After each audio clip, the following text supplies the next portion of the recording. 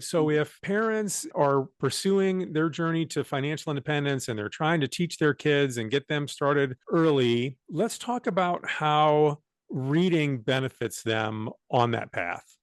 Yeah, absolutely. I mean, we don't offer enough of those practical things. That's why so many people are intimidated because they don't understand it. And the reason they don't Mm. understand it is they weren't even exposed to it. And that's one of the things I love about reading. There's so many of these great authors, even children's authors. Lorraine Leedy, she writes all these math-oriented books.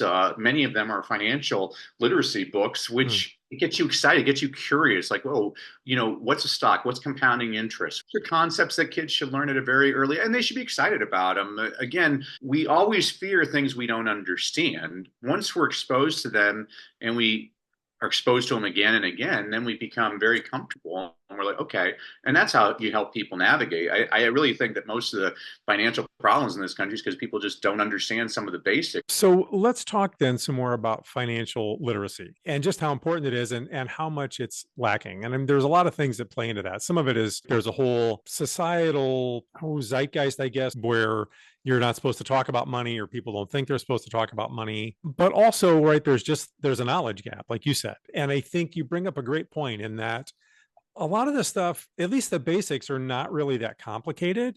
Yeah. But if you don't know even the basics, anything can seem overwhelming and complicated. And the more that you start to learn those basics and start to grab a hold of those, then as you learn more, you can like, oh, now I get it. And you start to see the connections between things. And then the whole thing starts to make sense. And then you can really sort of take off. So what are your thoughts about how parents might use reading to help move their kids towards financial literacy as well as just literacy in general?